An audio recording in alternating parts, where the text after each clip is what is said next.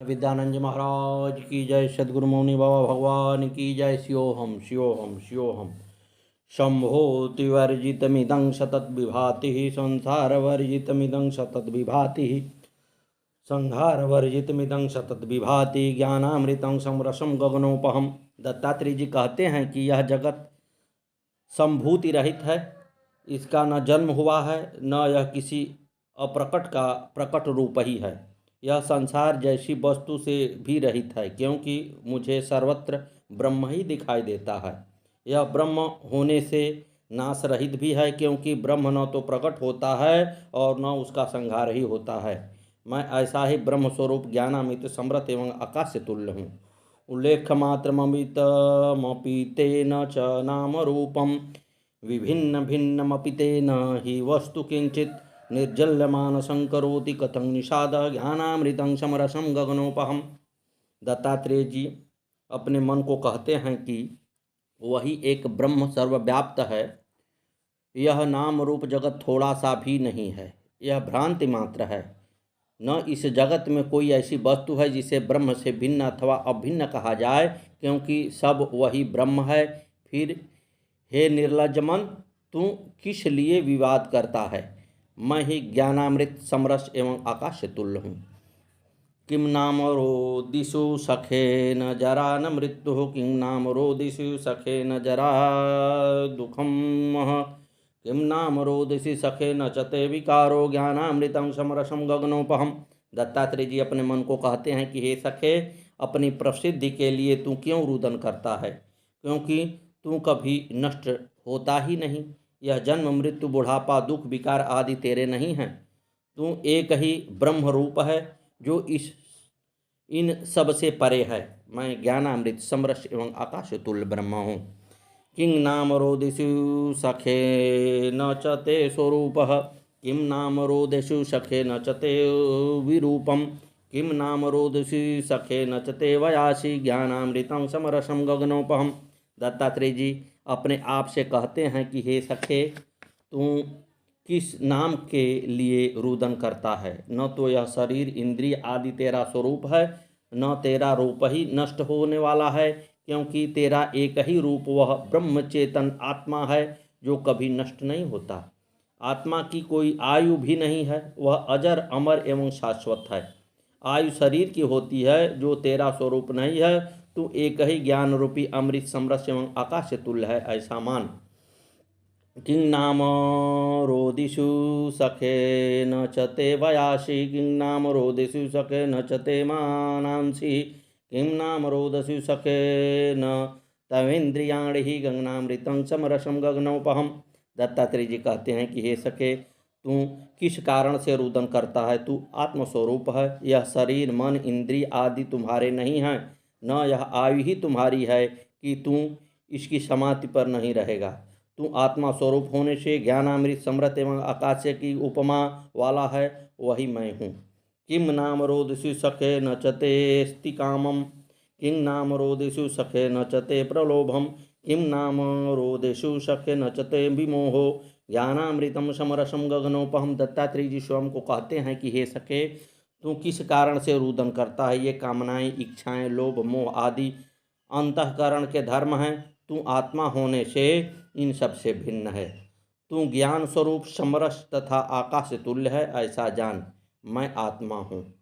ऐश्वर्यमीक्षसि कथं न चते धनानि ऐश्वर्यमीक्षसि कथं न चते हि पत्नी ऐश्वर्यमीक्षसि कथं न चते ममेति ज्ञानामृतं समरसम गगनोपहम। दत्तात्रेय जी कहते हैं कि यह धन पत्नी आदि तेरे नहीं हैं, फिर भी ऐश्वर्य की किस प्रकार इच्छा करता है? यहाँ तक कि तू जिसे मेरापन अथवा मैं कहता है वह भी तेरा नहीं है। अहंकार के ही कारण तू मैं कहता है, अन्यथा तू आत्मा स्वरूप समरस एवं आकाश तुल्य है। लिंग प्रपंच नुखी न चते न मे च निर्लज्जमान मनीषमिदं च विभाति भिन्नः निर्भेद भेद रहितं न चते न मे च ज्ञानामृतं समरसम गगनोपहम। सद्गुरुदेव भगवान की जय। दत्तात्रेय जी कहते हैं कि यह जगत लिंग प्रपंच युक्त है, अर्थात विभिन्न रूपों वाला है। ये भिन्नताएं इस निर्लज्ज मन को ही दिखाई देती हैं, किंतु तेरे व मेरे में अर्थात आत्मस्वरूप में यह भिन्नता नहीं है। आत्मा में निर्भेद और भेद रहित की कल्पना भी नहीं है। मैं एक ही ज्ञानामृत समरस एवं आकाश से तुल्य आत्मा हूँ। सद्गुरुदेव भगवान की जय। श्री मौनी बाबा भगवान नमो नमः। सद्गुरुवे नमः। श्री सद्गुरुवे नमः। श्री सद्गुरुवे नमः। श्री सद्गुरुवे नमः। श्री सद्गुरु भगवान की जय। श्री मौनी राम भगवान नमो नमः। बनवारीपुर के राजवीर सिंह ने अपना अनुभव कुछ यूँ बयान किया। बनवारीपुर गांव में महात्मा फकीर कोई आता तो लोग झोली भी छीन लेते थे, मारने लगते थे, भगा देते थे। गुरु भगवान ने यहाँ सब सुधार दिया। उनका जीवन चरित्र एवं प्रेम कुछ ऐसा था कि सब बदल गया। अब तो यहाँ कोई भी महात्मा आ जाए उसी का आदर सत्कार होता है। मौनी बाबा तुरई बजाते थे, भजन गाते थे। वे तो स्वयं भगवान हैं। लोग कृष्ण को ग्वालियाँ, फलंगा इत्यादि न जाने क्या क्या कहते थे, पर भगवान थे वे। इंद्र से झगड़ा किया उन्होंने और गोवर्धन की पूजा करवा दी। कभी कभी मौनी बाबा कहा करते थे, अरे भाव फाव ना होई। वे भगवान स्वयं थे। जब मन पर आता वही काम करवा लेते, जब चाहते वर्षा करवा देते। वे तो स्वयं मालिक थे। उनकी कद्र यहाँ कौन कर रहा था। उन्होंने हम गरीबों की रोटी मिर्च से खाई, पूड़ी पकवान छोड़ दिया। वे हर बात बताते थे, कहते, अरे पानी में नहाए से का है, ज्ञान गंगा में नहाएं। उन्होंने न किसी से पैसा मांगा, न कपड़ा, न भोजन। उनके पैरों में बिछाई पड़ जाती थी, उनसे खून बहता था। वह पैर धोते, चरणामृत पीते। उन्होंने शरीर ही ऐसा छोड़ा है। वे तो कहते थे, अरे आत्मा का मरी, देह ही तो मरी। बेटी कभी ससुराल में तो कभी पीहर में। सद्गुरुदेव भगवान की जय। राजवीर सिंह कहते हैं, यहाँ उनके आश्रम पर आओ तो बिना लालच के आओ, दुनिया की ओर मत देखो। एक बार मौनी बाबा को कुत्ते ने काट लिया था, घाव में कीड़े पड़ गए थे। एक दिन घाव में से एक कीड़ा गिर गया तो उन्होंने उसे उठाकर घाव में रख लिया और बोले, अरे हम इसका घर क्यों बिगाड़ें। वे काहे को बीमार थे, भगवान को बीमार होते हैं। वे तो सबकी बीमारी हरने वाले हैं।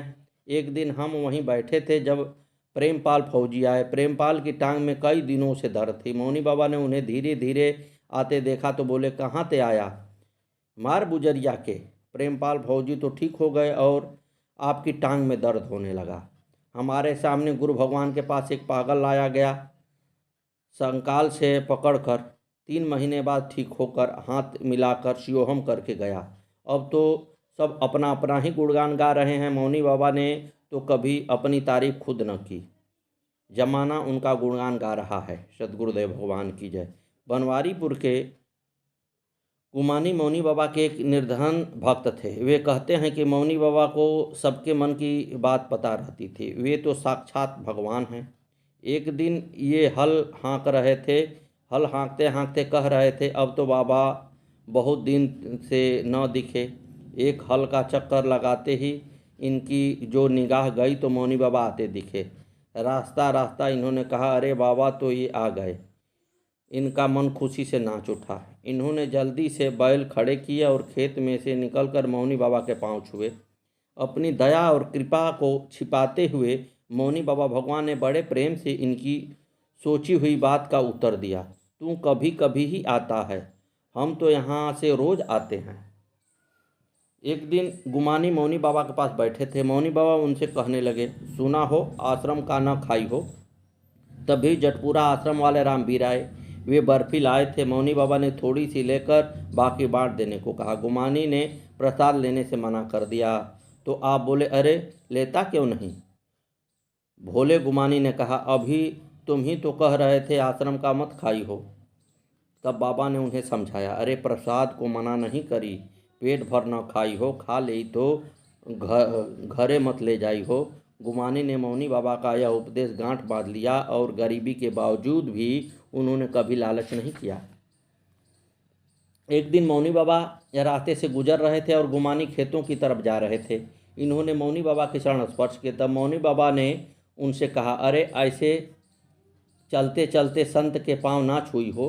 अरे हम तुझे क्या दे दें, कहीं बैठे होते तो हम कुछ तुमको देते। गुमानी कहते हैं कि उन्होंने मौनी बाबा की बात मान ली। चलते चलते संतों को वे अब नहीं टोकते, बस हाथ जोड़ लेते हैं। इस प्रकार ये कहते हैं मौनी बाबा ने इन्हें अच्छी शिक्षा दी, भंडारे तथा आश्रम के भोजन में लालच न रखने को समझाया। वे कहते थे कि भंडारे में सेवा करें, सबको खिलाएं पिलाएं, यदि तन से न हो सके तो धन से ही सेवा करें। इस प्रकार भंडारे इत्यादि में लोभ लालच से मुक्त होकर ही भोजन करें। सद्गुरुदेव भगवान की जय। ग्राम बनवारीपुर में सुरेश सिंह की दूध की डेयरी है। ये बताते हैं कि इनके दूसरे नंबर का पुत्र पुष्पेंद्र सिंह चलने तो 9 महीने में लगा, परंतु 3 वर्ष तक बोला नहीं। एक दिन इनकी बहन उस बालक को लेकर खेत की तरफ आ रही थी। सामने से मौनी बाबा आ रहे थे। वे पूछने लगे, ठीक होई हो? बहन बोली, बाबा मैं तो ठीक हूँ, पर ये बोले ना, 3 साल का हो गया। मौनी बाबा ने बच्चे की ठोड़ी को छुआ और उससे बोले, अरे बोली ना हो। वह बच्चा उसी सप्ताह से बोलना शुरू कर दिया। बनवारीपुर ग्राम के पुष्पेंद्र सिंह जब पहली बार सुल्तानपुर खेड़ा आश्रम आए तब वे मात्र 5 वर्ष के थे। घूमते घामते वे आश्रम पर पहुँचे। दोपहर का समय था। उन्होंने वहाँ मौनी बाबा के मूढ़े पर बैठा देखा। उन्होंने मौनी बाबा एकदम युवा रूप में दिखाई दिए। पुष्पेंद्र ने उन्हें नमन किया और करीब 10 मिनट उनके पास बैठे। इसके 2 दिन बाद उनके घर वालों ने मौनी बाबा के दर्शन को जाने का प्रोग्राम बनाया। वे सब पठुरी गए और पुष्पेंद्र को भी साथ ले गए। पठुरी जब मौनी बाबा के पास पहुँचे तो पुष्पेंद्र ने देखा कि यहाँ तो जिन्हें लोग मौनी बाबा कह रहे हैं वे तो एक वृद्ध पुरुष हैं। इनके पिताजी ने इनसे कहा कि गुरु जी का चरण छुओ। पुष्पेंद्र बोले, मैं तो सिर्फ मौनी बाबा का ही चरण छूऊंगा, ये मौनी बाबा नहीं हैं। बाबा मुस्कुराने लगे। सब लोग बोल उठे, अरे यही मौनी बाबा हैं। घर वालों का आग्रह देखकर इन्होंने नमन तो कर लिया, परंतु पूर्ण विश्वास न हो सका। जब ये 6 वर्ष के हुए तो इनके माता पिता मौनी बाबा से गुरुमंत्र लेने आ रहे थे। वे इनसे बोले, चल तुम भी आ, मौनी बाबा से मंत्र ले ले। पुष्पेंद्र बोले, जब तक मुझे उनके वैसे दर्शन नहीं होंगे जैसे पहले हुए थे, मैं उनसे मंत्र नहीं लूँगा। इन्होंने मौनी बाबा ने जो अपने युवा रूप में दर्शन पहले ही दिए थे तो ये मान ही नहीं पाते थे कि ये वृद्ध स्वरूप भी हैं। इन्होंने गुरु मंत्र नहीं लिया। इस प्रकार 4 वर्ष और बीत गए। जब पुष्पेंद्र 10 वर्ष के हुए थे तो एक दिन सुल्तानपुर खेड़ा आश्रम पर आरती में शामिल थे। एक दिन मौनी बाबा इन्हें साक्षात वृद्ध रूप में मूढ़े पर बैठे दिखाई दिए। आरती समाप्त होने पर सबने एक एक करके नमन किया और बाहर आ गए। पुष्पेंद्र भी नमन करने मौनी बाबा के पास पहुँचे। इन्होंने जब नमन किया तो बाबा ने इन्हें प्रसाद में एक सेव दिया और कहा, सबको बांट कर खा ले। जब सेव लेकर ये बाहर आए तो यहाँ के पुजारी स्वामी जी शोधानंद पूछने लगे, ये सब सेव कहाँ से आया? पुष्पेंद्र ने बताया, मुझे गुरु जी ने दिया है सेव। स्वामी कहने लगे, तूने उन्हें कहाँ देखा? ये बोले, आरती में मूढ़े पर तो बैठे थे। सब कहने लगे, तू हमें क्यों नहीं बताया? पुष्पेंद्र बोले, मैं सोचा कि सभी को दिखाई दे रहे हैं। स्वामी जी बोले, भाई हमें तो नहीं दिखाई दिए। सेव को काटकर सभी भक्तों के साथ पुष्पेंद्र भी प्रसाद ग्रहण कर लिए और फिर अपने गांव बनवारीपुर चले आए।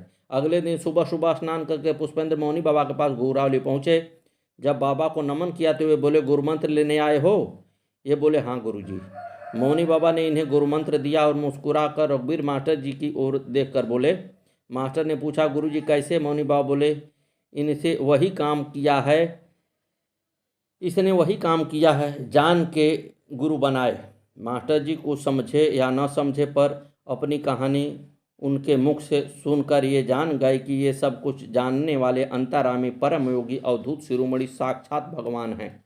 सद्गुरुदेव भगवान की जय। श्री मौनी बाबा भगवान नमो नमः। आगे की कथा कल।